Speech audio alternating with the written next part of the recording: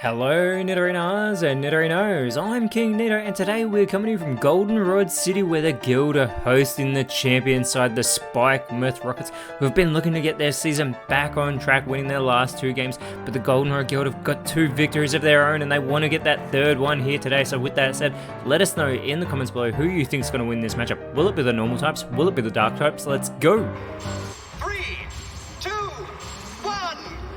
That is right, Spike Myth Rockets come in having won their last two games and they want to get their third victory in a row as they start out with Hydreigon and Greninja. It is going to be Blissey and Arbeliever starting out for the Goldenrod Guild, and immediately this quick Blissey goes and sets up the spikes on the side of the Spike Myth Rockets. Very clever to set up that entry hazard on the first turn of this matchup, but Greninja is going to respond with the baby doll eyes. It is going to lower that physical attack here of Blissey as Hydreigon follows it up with the discharge. It's going to hit everyone on the field. It's actually super effective on Greninja, doing massive damage to its own teammate, and it's left it with that paralysis. Greninja is going to be slowed down. It may be unable to move, but Blissey has been left with that paralysis as well, so it's going to be slowed down as well. And it's revealed to be Zoroark in its illusion form. It is the Hisuian Zoroark, so it does have that Park Ghost typing as the shelter here from Arbeliever. It is going to boost that physical defense nice and early here in this matchup. It is much more of a special based Pokemon as the Magical Leaf from Hydreigon is not very effective there onto Arbeliever.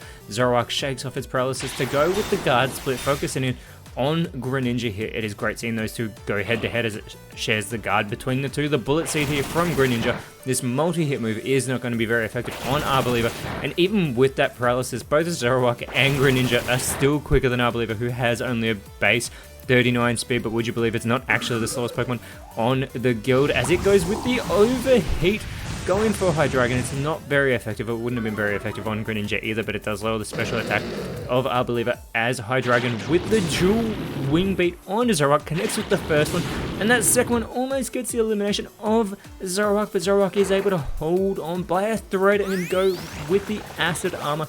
Now is not the time to be boosting your defense though, because you are such an easy target, but Greninja is unable to move due to its paralysis that it got from Hydreigon. This allows Arbeliever to go with the Hex on to Hydreigon, which it tanks. Not very effective there, allowing Hydreigon to go with the rollout, getting the easy elimination with the critical hit. Not that that was necessary to take Zoroark out of this match.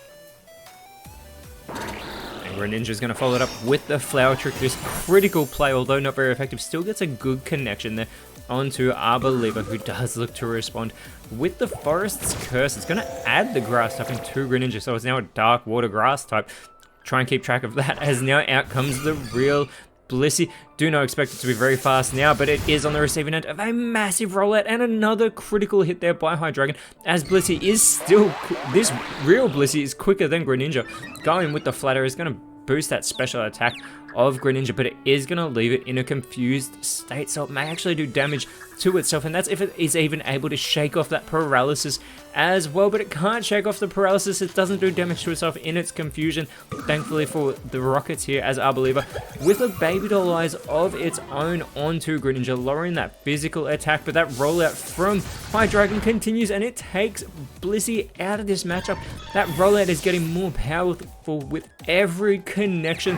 The Rockets are building all the momentum as Greninja needs to shake up this confusion, but it's unsuccessful, doing damage to itself. Arbeliever could actually capitalize here, and it is going to go with the Blood Moon, taking inspiration from its teammate Ursaluna to take Greninja out of this matchup. And out in its place does come Meowscarada. It is going to be Porygon Z coming out for the Goldenrod Guild. Meowscarada taking damage from landing in those spikes, but it does have speed control going with the rising voltage, immediately going for Porygon Z here, who does respond with the hard press. Gets a very impressive hit there onto Meowscarada as well, but that rollout continues and it takes Porygon out of this matchup. That is a hat-trick for Hydreigon. The guild need to get Hydreigon off the field as the discharge from Arbeliever not very effective on either of the dark types on the field, as out comes Screamtail. The Goldenrod Guild's Terrastal draft in with that 111 base speed. You have to think it will not be quick enough to move before Meowscarada can potentially land a hit, but it is Hydreigon with that rollout that is troubling the Goldenrod Guild right now. Screamtail is quicker though, and it goes with the Flower play, not very effective there. On to High Dragon as Masquerada is going to go for the Fury Cutter. That would have been super effective on Arbaliva, but instead it does go for Screamtail, setting it up for the rollout, and it is eliminated from this matchup as well. The Goldenrod Guild have only 2 Pokemon remaining.